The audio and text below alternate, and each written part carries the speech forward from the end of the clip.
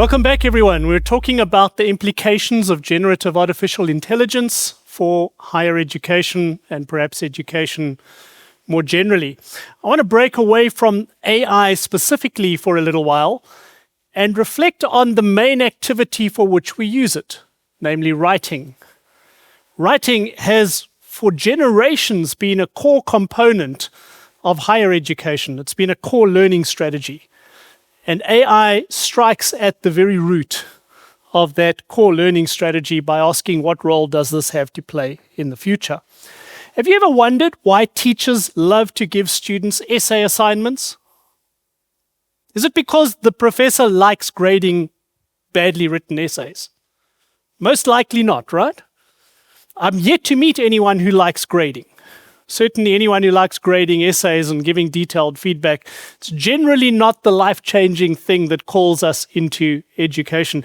And yet professors love to give essay assignments, at least historically. Why is that? Well, the process of producing an original piece of work in some sense, of needing to sift through the data at your exposure or at your fingertips, synthesize that, make sense of it, and then repackage it in a way that is in some sense coherent, is a transformative learning activity, or at least it was until about 2 years ago. It's a transformative learning activity, and there are few things when it comes to developing critical thinking skills that have been more effective historically than having people think through difficult subjects and write their convictions in a way that is clear and convincing.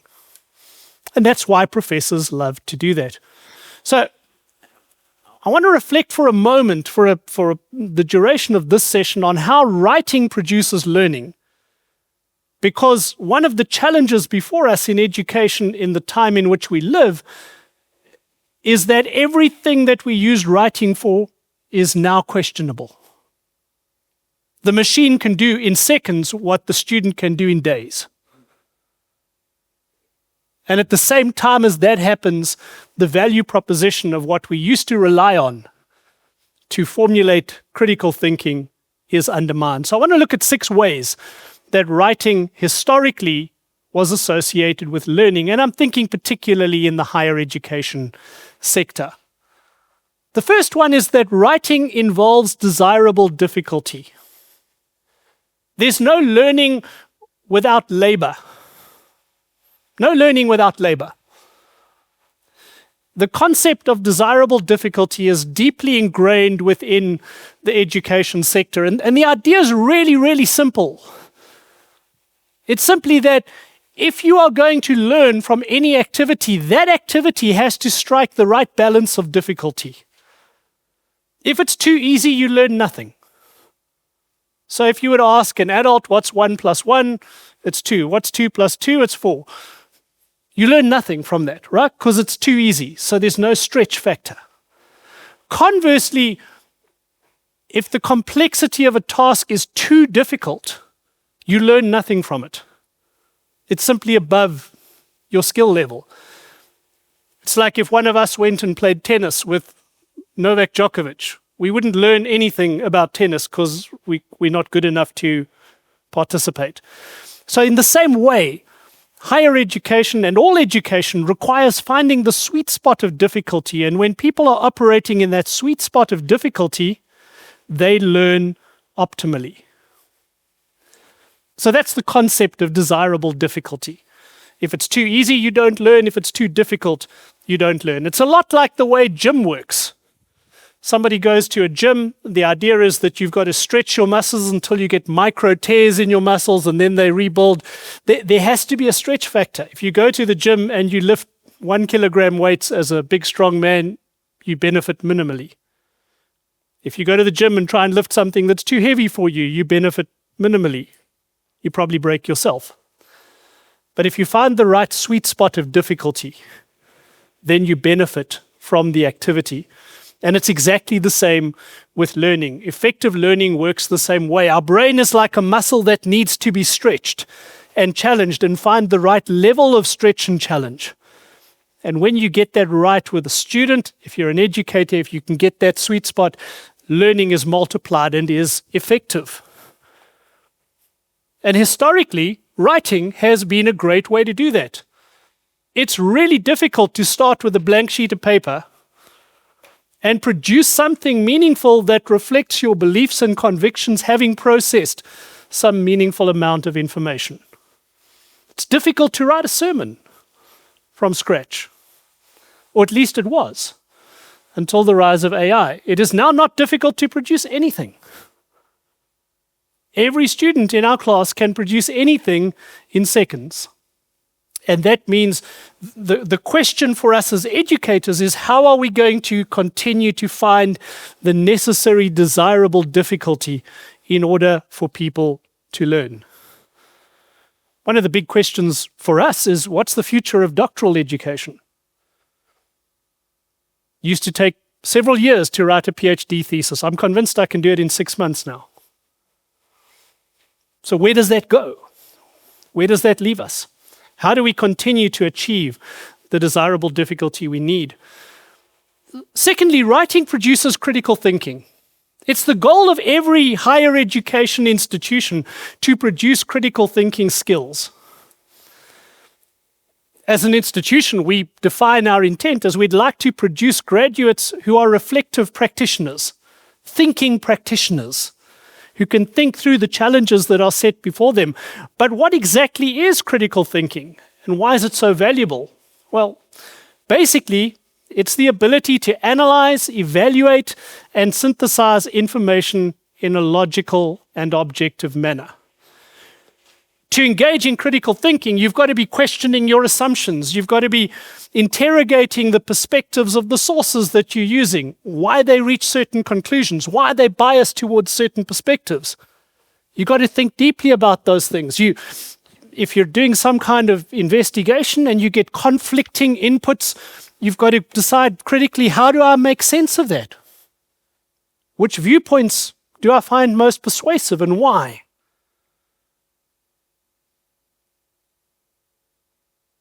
Writing has traditionally been a very effective way of thinking yourself clear and developing critical thinking skills.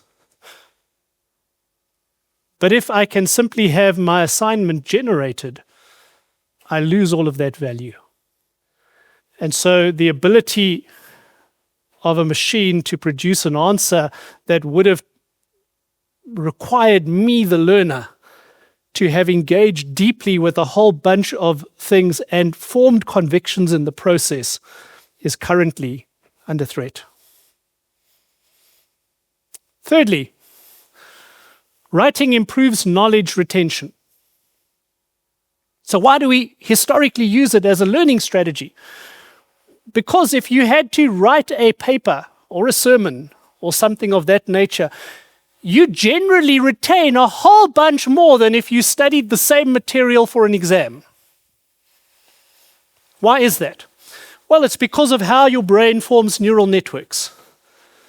Every time you recall a piece of information into your working memory, which only holds a handful of items at a time, every time you draw a piece of information into working memory and then move on and reactivate it, what you do is you strengthen the neural network of recall to that piece of information. So if you're writing a dissertation over a period of years, or perhaps something much smaller over a period of a week or two, what you are doing with the information you work with is you are constantly retrieving it, releasing it from active working memory, retrieving it again, releasing it, and relating it to other pieces of information. And every time you do that, you strengthen the neural network that connects to that piece of information. That process results in knowledge retention. You remember more than something that you learned by cramming for an examination. And so we've generally liked those kinds of creative projects because they have that effect. So about six to 9 months ago, we caught a PhD student having plagiarized his thesis. We caught him after both external examiners had passed the thesis. The last hurdle was for basically to have an oral exam, and he would have graduated with a PhD. So we had the disciplinary process. I went and worked through a part of his thesis. He appealed to me. We had the disciplinary process. They found him guilty, and he appealed to me as his last line of recall. So I had to wade through his dissertation. I don't think he wrote any of it. But so what I did with him in the session is I showed him a resource that he had cited, a resource that I knew reasonably well. I said, "Oh, I see you've cited so-and-so. Tell me about it. Was it a book or an article?" And he was really unlucky because he guessed wrong. I mean, he had a 50% chance of guessing that part right. So he guessed wrong. And I then started to page down. Oh, here's another resource. He couldn't tell me about any of them. Eventually I said, "I'm going to scroll. Stop me when you see one you recognize." He couldn't stop me for anything. And one's mind goes back. It had been 25 years since I did my first PhD dissertation. If someone had repeated that exercise with me, many of the resources I used, I would still be able to tell you what they were, and in broad brushstrokes, what they were about, because I'd worked with that information intensively over a long period of time. And I see you nodding. Probably you relate to the fact that the same would be true. So when we write things ourselves, there's knowledge retention as a takeaway from it. How do we regain that value, that deep repeated engagement that builds neural networks in an age where I can outsource the synthesis of all my information to the machine? Number 4, I think, writing encourages intellectual discipline. So writing's hard work. Many of the great authors of the past testify to the fact that writing is hard work. I've been accumulating some quotes for a while. You know, I never like weeding the garden, but if I have to write something, weeding the garden suddenly feels like a very worthwhile way to spend an afternoon. Peter de Vries quips that I only write when I feel inspired. So I try to feel inspired every day at 9 o'clock. Because you can defer endlessly. It's hard work. My favorite quote about the difficulty of writing comes from Ernest Hemingway, who said, "There's nothing to writing. You just sit down at the typewriter and bleed."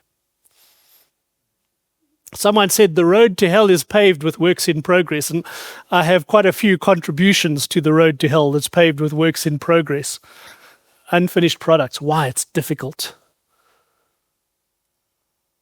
But historically, if you finished writing projects, it testified to intellectual discipline. And there's something about intellectual discipline that transfers into every sphere of life and leadership. It's under threat. Number 5, writing builds personal convictions. Al Mohler laments the fact that there are too many positional leaders and not enough convictional leaders. Too many positional leaders and not enough convictional leaders. What do positional leaders do? They follow fads.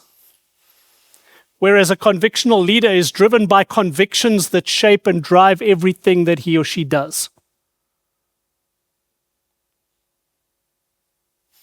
He defines convictions not as beliefs that you hold, but beliefs that hold you in their grip.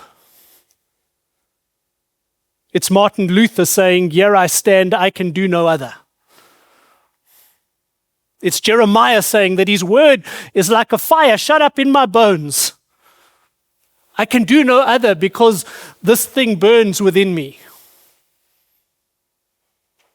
Every Christian organization should be led by conviction, by convictions about Jesus and the gospel and the mission that he has entrusted to us. Every organization needs people who are driven by those kinds of convictions. Now, historically, what's that got to do with writing in education? Well, if done well, writing is a great way to form convictions, right? Because if I have to think through a plethora of positions I read different opinions and perspectives, and I'm responsible to synthesize all of that and put it together in a package that makes sense to me and reflects what I believe. In the process of doing that, I think myself clear on the topic I'm writing about.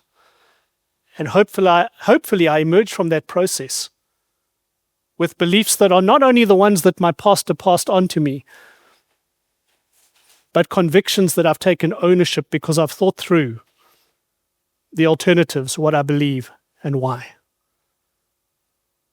So historically, that's been one of the reasons we write. And lastly, writing develops communication skills. I love the statement, the quote, that your success in life is basically determined by three things. 1, your ability to speak. 2, your ability to write. Statement predates AI. And 3, the quality of your ideas. In that order. Your success in life is determined by your ability to speak, your ability to write, and the quality of your ideas in that order. Communication matters. The ability to communicate difficult ideas clearly and concisely, to frame and sustain a convincing perspective on something, is central to life and leadership. How else do you expect to win your arguments with your wife? When a university student works on a research paper, she's not only becoming a master of her subject, hopefully, she's also learning to sift through the myriad of voices speaking to that topic, select those that are most useful, and communicate something in a way that's persuasive. And the hope of the professor is that that skill transfers to every leadership forum, to every relationship, to every dimension of ministry in which somebody serves. So writing for a long time has been the backbone of much higher education, certainly true of theological education, and broadly true of the humanities and the social sciences as academic disciplines. Why? Because it produces a whole bunch of desirable outcomes, or at least it used to. When you write, you build the brain power through desirable difficulty. You develop critical thinking skills. You retain information because you've repeatedly activated the neural network to that information. You cultivate intellectual discipline. You form strong personal convictions, and hopefully you also learn to communicate with clarity and conviction. So the rise of AI, which can produce a piece of text in seconds, which it takes a human being hours or perhaps even days, threatens the very core of these learning activities and the way that we've historically gone about them. The technology is not going away. This is the new world in which we live. You may have heard the last words of a dying church are, "We've never done it this way before." Don't worry, you won't have to do it for too much longer because you'll cease to exist with the mentality that we've never done it that way before. Our mission, our mandate as theological educators is that we still have to produce thinking practitioners. We have to produce people with the ability to communicate, with the ability to hold and champion deep convictions. But one of the tools that we've traditionally relied on to achieve those outcomes is seriously under threat as the preferred method of doing it. And the question before us is not how do we get rid of AI. If that's your mission, you won't be here next time we have a summit. Most likely, or certainly not a few from now.